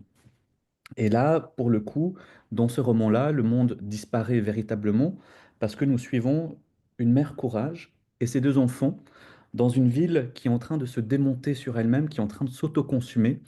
Et cette femme essaye de garantir un semblant de normalité dans une ville qui vrille dans tous les sens, et elle essaye de chercher un frigo. Évidemment, un frigo qui ne fonctionne pas, ce qui est aussi la fin de la civilisation d'une certaine manière. Mais ce qui est vraiment beau dans ce roman, c'est que Marie-Jeanne Hurek utilise beaucoup d'images, crée des mondes un peu à la Terry Gilliam, si vous connaissez ce réalisateur, et surtout elle utilise une langue extrêmement fragmentée, déchirée, et elle se permet d'aller chercher dans les régionalismes, dans les patois francophones, dans les régionalismes italiens, allemands, pour détruire la langue et la reconstruire autrement, parce que malgré tout, il y a de l'espoir. Le deuxième roman que je voulais vous proposer et vous présenter, c'est le titre très emblématique de ma maison d'édition qui s'appelle « Il n'y a pas d'arc-en-ciel au paradis » de n'étonnant Noël Djekeri, que j'aime bien décrire comme non pas 100 ans de solitude, mais 200 ans de solitude et de pleurs autour du lac Tchad, et qui est le grand roman de la traite esclavagiste subsaharienne. C'est un roman fleuve qui dure sur 200 ans et qui raconte comment l'esclavage a établi une brisure en Afrique subsaharienne qui a ouvert la voie à la colonisation et qui a déstabilisé toute la région, à tel point que encore aujourd'hui, quand des mouvements islamistes comme Boko Haram s'emparent de certains territoires, ils reprennent les codes des empires esclavagistes du XVIIIe siècle. L'auteur vient du Tchad, mais il habite en Suisse et il utilise une langue que je trouve assez fabuleuse, phénoménale, très imaginée. C'est un maître dans les récits qui sont chasse et qui sont boîte. Et c'est notamment un auteur qui voyage beaucoup, qui est souvent au Mali, qui est souvent au Rwanda, qui est souvent au Tchad, mais aussi un peu partout dans la francophonie, quelqu'un qui crée énormément de liens. Et c'est surtout un roman qui a été multiprimé. J'ai notamment reçu le prix hors concours en 2022 pour ce titre, le Grand Prix de littérature d'Afrique noire en 2023 et aussi le prix hors frontières. C'est peut-être des prix qui vous parlent ou pas du tout, je ne sais pas. Ce que je voulais aussi vous dire, c'est que je vous envoie volontiers les textes pour Il n'y a pas d'arc-en-ciel au paradis. J'ai déjà une version en anglais et peut-être que ça peut vous intéresser, mais étant donné qu'il vit en Suisse, c'est aussi possible d'obtenir des aides à la traduction pour cet ouvrage, des aides qui normalement couvrent tous les frais de traduction. Je sais que ça peut être agréable et utile dans certains cas quand on a un projet qui nous plaît, mais pas forcément beaucoup de trésorerie. Voilà. Dans tous les cas, je vous remercie de m'avoir écouté et je me réjouis de continuer à écouter ce que vous allez proposer. Merci beaucoup, Alexandre, pour ta présentation. Abdoulaye, c'est à toi.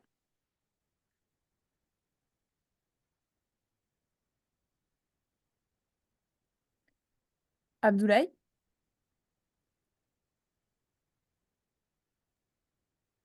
Je m'excuse, hein. Ah non, non, je t'en prie, c'est à toi. Je Ok. te laisse la parole. Merci Camille.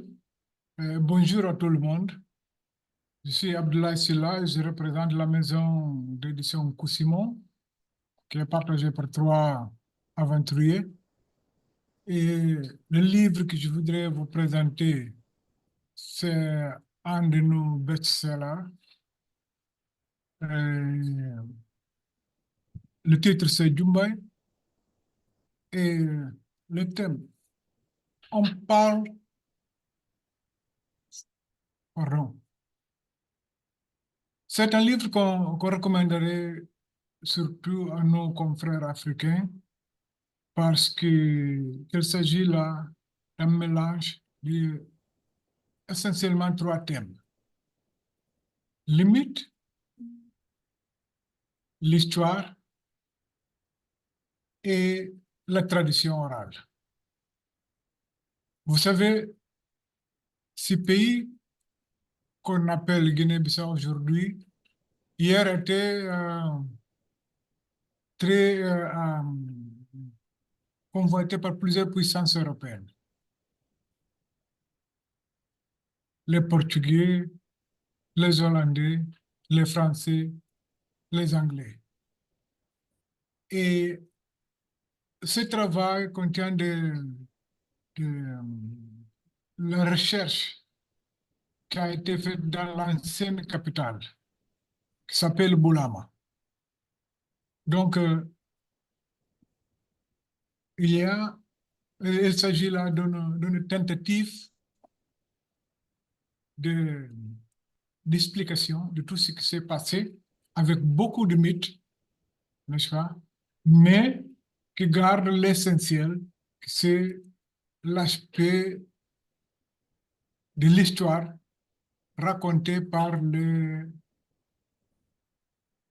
Guinéens, n'est-ce pas?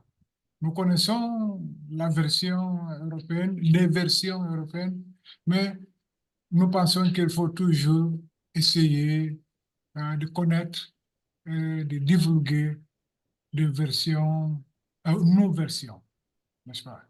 Donc, c'est un livre, c'est une édition bilingue, n'est-ce pas? Et qui, comme je l'avais dit, s'adresse surtout aux gens qui ont de l'histoire d'écouter, n'est-ce pas, la version des contacts entre Africains, c'est-à-dire les peuples colonisés, et les colonisateurs. Merci. Merci beaucoup, Abdoulaye. Indu, it's your turn.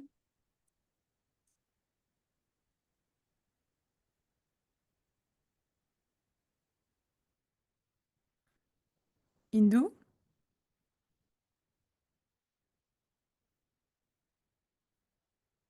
Is Indu here?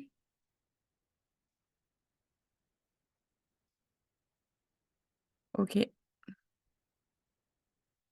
Okay, we'll move on. Maybe she had a problem of connection. She's there, but her volume isn't on. Ah, Ritu, Indu, sorry, we can't hear you. Your mic is off. Most probably. Oh, sorry, I was muted. Oh, sorry. I couldn't see you, so I thought you left. Okay, okay. The floor is yours. Yeah, okay. I just introduced myself. I'm from India, from Delhi in India. Indu Chandrasekhar from Tulika Books. We publish non-fiction primarily, academic books at that. I'd like to present a couple of books here today, both of which are forthcoming. They will be published in the second half of this year. And the first of these is called Decolonial Keywords. The cover is up there, South Asian Thoughts and Attitudes. And I picked this book, chose this book to present today because I remember keywords being a very early project within the Alliance. And we had, I think, different publishers from different parts of the world contributing to this common project called Keywords. And this book presents the South Asian thoughts and attitudes about keywords. Quickly, let me just read out the blurb. The volume, edited by Rennie Thomas and Sashanka Pereira, a Sri Lankan anthropologist and an Indian one, presents a set of keywords and concepts embedded in the languages of South Asia and its vast cultural landscape. It reiterates specific attitudes, ways of seeing, methods of doing, which are embedded in the historical and contemporary experiences in the region. The words, concepts, ideas, and attitudes in this volume explore the contexts of their production, how their meanings might have changed at different historical moments. The volume also attempts to work out if these words and concepts can infuse a certain intellectual rigor to reinvent social sciences and humanities in the region of South Asia and beyond. Individual essays, this is an anthology, a volume of selected essays. Individual essays, which are creative, imaginative, ethnographic, and historical, explore the possibility of South Asian intellectual worlds and words to create a broader cross-regional and global social science and humanities. The volume argues that it is important to move away from the intellectual shackles inherited from colonial and neo-colonial experiences, while also not succumbing to the traps of local reductionist nativisms and cultural nationalisms. So that's the first book, Decolonial Keywords. The second book I would like to present is a volume in honor of a very well-known Professor Emeritus of German Studies. As you can see, I've chosen two books that have hopefully relevance beyond the shores of India. We tend to be a little ghettoized in this part of the world. Transcultural Practices, Perspectives and Possibilities is the title. Essays in honor of Anil Bhatti, who passed away 2 years ago. Edited by his colleagues and students.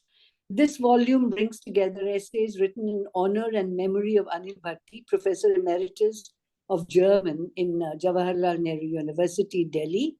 His interventions in cultural theory resonated deeply with Germanists and literary critics.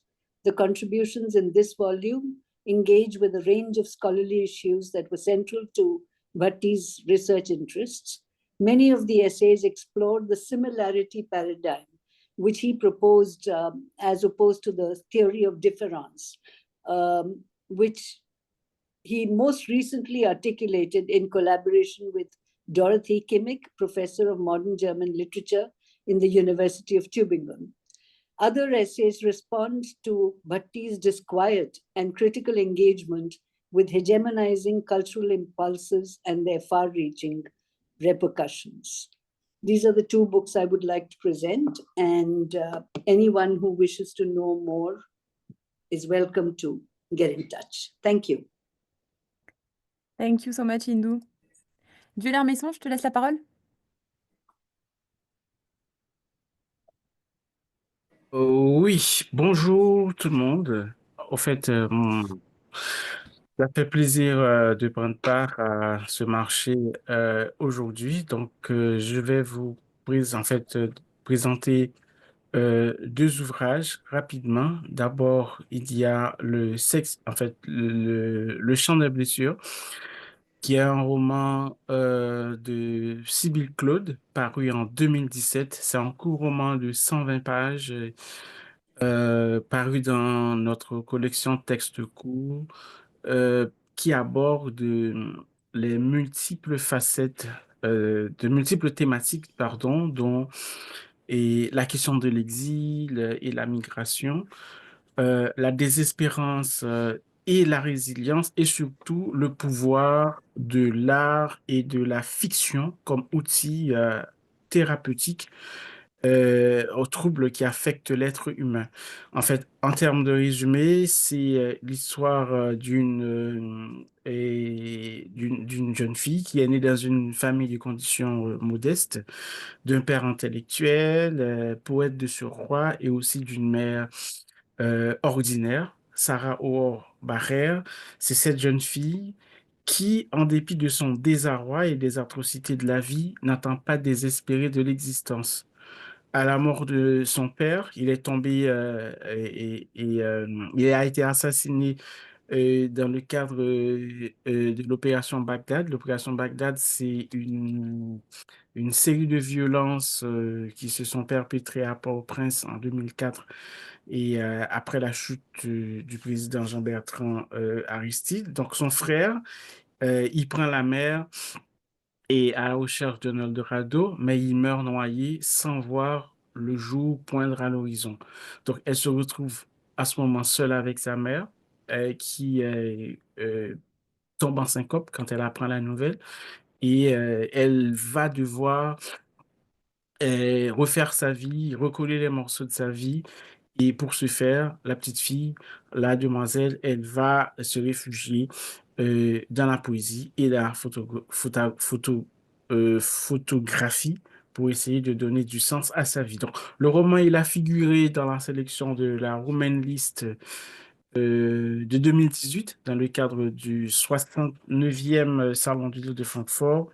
Ça a été une activité initiée par l'Alliance internationale des éditeurs indépendants grâce à un partenariat avec le Kurt Wolf Stuffing, qui est un collectif d'éditeurs indépendants allemands, et la Foire du livre de Francfort. Donc, voilà.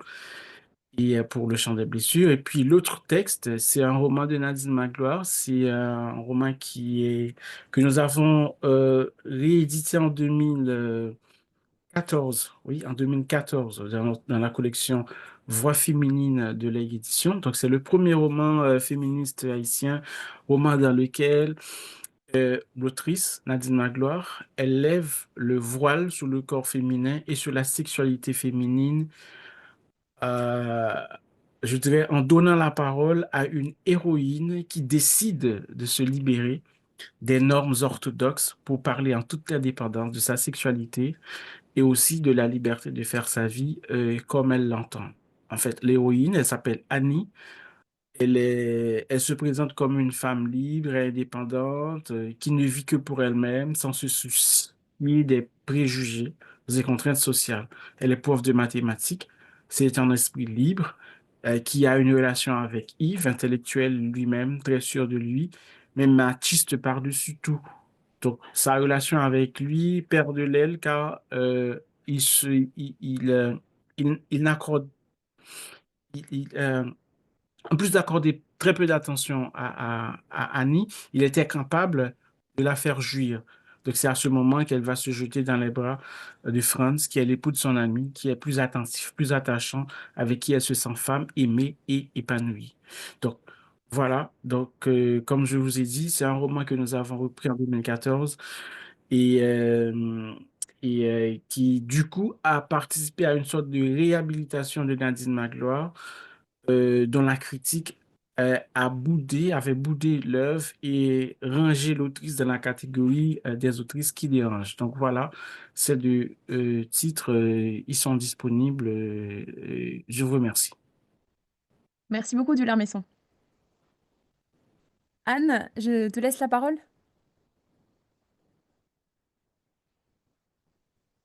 Hola, ahora sí, ¿no? Se oye. Hola a todos y todas, gracias por esta oportunidad. Yo soy Ana Eslava de la editorial Chalaparta y os presentaré dos libros. Antes de ello, por poneros un poco en contexto, decir que Chalaparta es una editorial independiente, vasca y de izquierdas, creada en 1987 en Tafalla, en Navarra, y hoy en día también contamos con una librería en Pamplona. Publicamos ficción y no ficción, literatura infantil y juvenil y cómic, tanto en euskera como en castellano, y tanto traducciones como producción propia. Y contamos con más de 1000 títulos en el catálogo. Y bueno, hoy os vamos a presentar dos libros bastante especiales. Uno es una novela gráfica y el otro es una especie de guía de viajes alternativa. La novela gráfica es esta que podéis ver, El tesoro de Lucio, que cuenta la vida del anarquista navarro Lucio Urtubia. Lucio fue albañil y militante anarquista, muy querido aquí. Vivió también durante años en París y bueno, fue conocido por sus actividades de falsificación y expropiación para financiar causas revolucionarias. Su acción más destacada fue una gran estafa a un importante banco internacional mediante la falsificación de cheques. Y bueno, él murió hace unos pocos años y contamos con varios libros escritos por él y también sobre él, pero hemos querido presentaros este porque creemos que es un poco diferente y que merece la pena. El cómic ya tiene unos años y está publicado ya en las diferentes lenguas de la península ibérica y también en francés en Francia, pero en el resto de países y lenguas estaría disponible. Está ilustrado por Velaz, un dibujante navarro que estudió a fondo la vida de Lucio y pasó muchas horas con él para poder hacer esta obra porque se publicó antes de su muerte. Así que bueno, este es el primero que quiero recomendaros hoy. Y el otro del que os quiero hablar es el libro Revolución, Resistencia y Memoria. Como decía antes, se podría decir que es una especie de guía de viajes alternativa que nos acerca a numerosos lugares del mundo combatiente. El autor recoge 350 destinos de los 5 continentes que han sido escenarios de los procesos de transformación y liberación del siglo XX y donde hoy en día podemos encontrar interesantes monumentos, construcciones y bueno, diferentes espacios que se pueden visitar. El autor ha viajado muchísimo a lo largo del mundo durante toda su vida y por lo tanto tiene fotografías de calidad de gran cantidad de lugares a lo largo de todo el mundo que podemos ver en este libro. El libro, por tanto, ofrece explicaciones históricas, pero también prácticas sobre estos lugares y está completado con fotografías a color, mapas e ilustraciones. Este libro está publicado solo aquí en español, por tanto estaría disponible. Y bueno, nos parece que es interesante en un momento en el que hay este debate acerca del turismo y también se ha convertido en un gran problema en muchos lugares del mundo. Por eso creemos que ofrecer una manera de viajar diferente puede ser interesante. Así que nada, estos son los títulos que os quería presentar. Invitaros a ver nuestro catálogo en la página web y si os interesa algo, pues podéis contactar con nosotros. Muchísimas gracias a todos y todas. Muchas gracias, Anne. Said, the floor is yours. Thank you, Camille, and thank you, everyone. Thank you to the Alliance for having us over here today as well. It's been really, really interesting listening to everyone. This is Folio Books' first time as part of this Rights Fair, and looking forward to the next ones also. So the background on Folio Books is that we started in about 2017-18, where we saw this lack of leftist literature present in Pakistan. And of course, there is literature in Urdu, but because of the political climate in the country, that sort of dissent is then squashed down extremely fast. And hence, we kind of have to focus on English. And I mentioned that from the get-go because the first book that we want to offer all of you today is A Lifetime of Dissent by I.A. Rahman. I.A. Rahman was one of the co-founders of the Human Rights Commission of Pakistan, and this book was published posthumously. He died a few years ago, and he was still working on the manuscript. And then one of our other editors, Bilal Zahoor, he is the one then who kind of finished the manuscript as well, working alongside his son. So this book came out in 2023, to be exact, and has gotten quite good acclaim in local presses. It's not very long because by the time he was writing it, he was quite ill, but it really traces the history of the work of the Human Rights Commission of Pakistan, and then Rahman Saab's own work as a journalist and as a human rights defender. And HRCP, the Human Rights Commission of Pakistan, this still exists today and, was headed by journalists, lawyers, activists, authors, publishers even, but really was one of the first organizations in Pakistan really fighting for human rights inside the country. And in terms of a history of HRCP, this book really kind of takes over that. And then Rahman Saab's own personal history, being born in India, migrating to Pakistan, living through partition, and then going through his life as a human rights activist, that's very, very well documented within the book. So very excited to offer you this. We can move on to the next book. So towards the pebbled shore are a bunch of essays by Syed Noman al-Haq. Syed Noman al-Haq is this American US Pakistani academic who's taught in the US for several years, but for the last 2 decades has been based and living in Pakistan.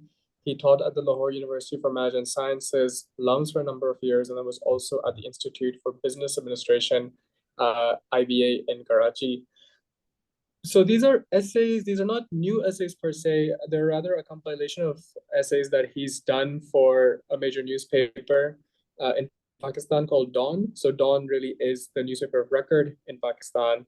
And most of these essays used to appear in the Sunday edition of Dawn. What really attracted us to his essays was the fact that even though he's an extremely serious academic, he's really written for a very broad audience. And these are topics ranging, essentially something like what I'm interested in is mobility studies. And he really traces the genealogy of ideas going through these shores. What Pakistan is facing right now is this kind of locking in of ideas and the creation of this really hard nation state. And even our cabinet in the last week or so announced this harden the state policy. And of course, the meme value for that is extremely high. But essays by the model kind of show that the country really goes beyond its own borders.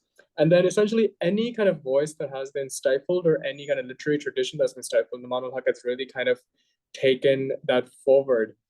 Since there is limited literary critique in Pakistan, these essays become even more important for us. So this book was launched just this year in January 2025, and it was launched at the Karachi Literature Festival, at the Lahore Literature Festival, and then also at the Fez Fest in Lahore as well. So we've been really excited to have this book present. It's available in bookstores in Pakistan right now, and are looking forward to have it be available with all of you later on as well. Thank you so much. Thank you so much, Said. Nayeli, it's your turn. Hola, muy buenos días. Pues me da mucho gusto estar aquí en este mercado de derechos. Bueno, yo voy a comentar rápidamente. Vamos a presentar 2 libros. Uno es Jaguar Silbato y el otro es de Brujas y Hechiceras. Bueno, primeramente, La Cartonera es una editorial de Cuernavaca, México, que fue fundada en 2008 y es una editorial que, como su nombre lo dice, publica libros con portadas de cartón, con artistas que hacen que cada uno de los ejemplares sea un ejemplar único. En este caso, comentaba, voy a presentar 2 libros. El primero de ellos es Jaguar Silbato, canción, que lleva también por título Tlapita, Salón Mistle, Xochitlar, Tolehuan, Tlacuicolistli, que es una obra, en este caso de ficción, una obra poética, pero que tiene muchísimo de cuestiones ambientales, de cuestiones que tienen que ver con las tradiciones sudamericanas, y también en este caso, al haber sido traducido al náhuatl, también de México.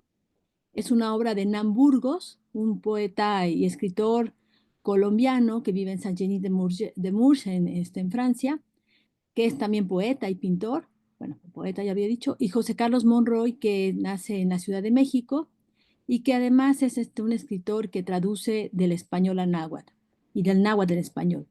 En este caso es una obra que enlaza 2 continentes, América, Europa, que está basada en un silbato que es el silbato de la muerte, en el silbato de la muerte, o el silbato, en este caso, silbato, jaguar silbato, con el cual Hernán Burgos hace toda una obra muy interesante que, como ya lo decía yo, habla no solamente de este silbato, sino sobre todo de las cuestiones ambientales, tomando como figura importantísima al jaguar. Es una obra que bien vale la pena. Este autor ha tenido muchísimo interés en las tradiciones prehispánicas, y fue todo un reto para nosotros también el traducirlo al náhuatl. Esta obra está disponible tanto en español como en náhuatl, y si alguien la quisiera publicar, pues podría inclusive publicarse de manera trilingüe. Creemos que vale mucho la pena. Además está ilustrada tanto por Hernán Burgos como por José Carlos Monroy, ambos bastante también interesantes pintores.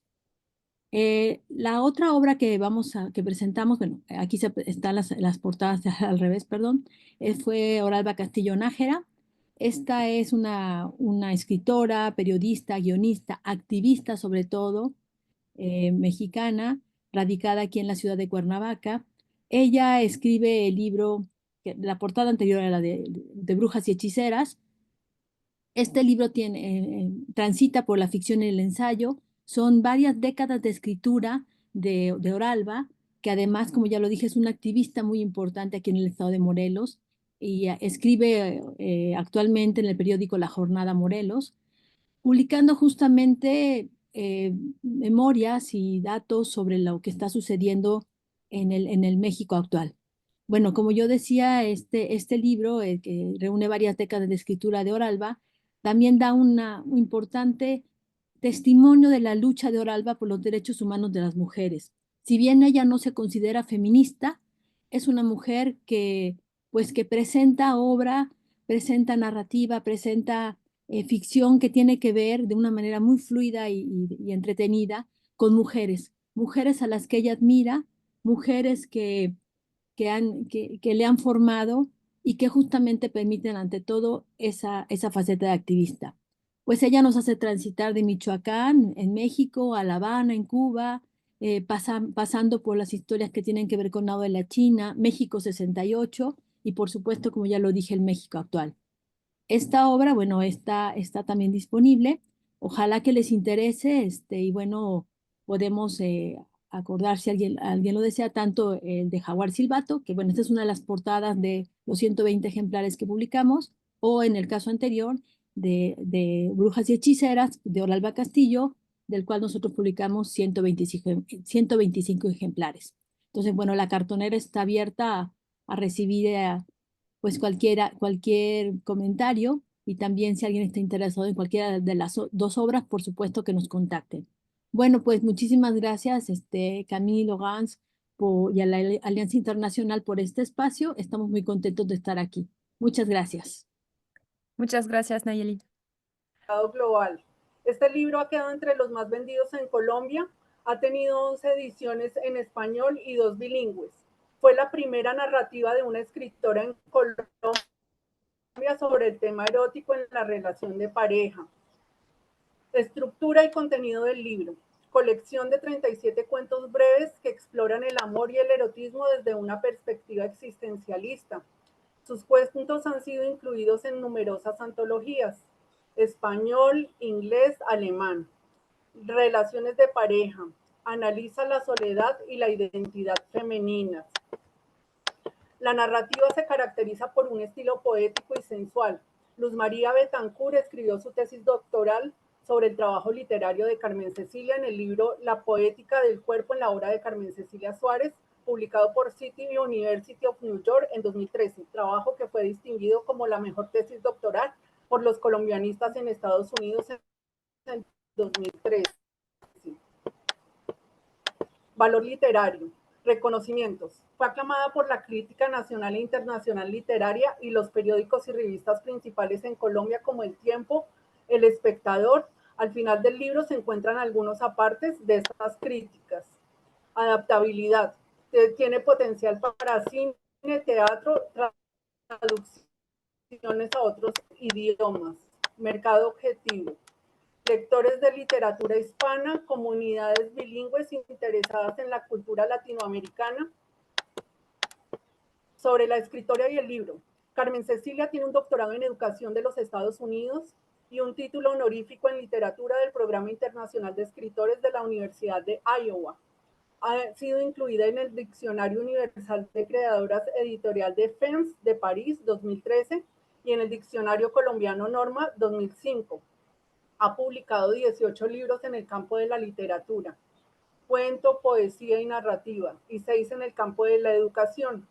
Los derechos de traducción están disponibles para múltiples idiomas, potencial para adaptaciones cinematográficas y teatrales, opciones de publicación en diversos formatos.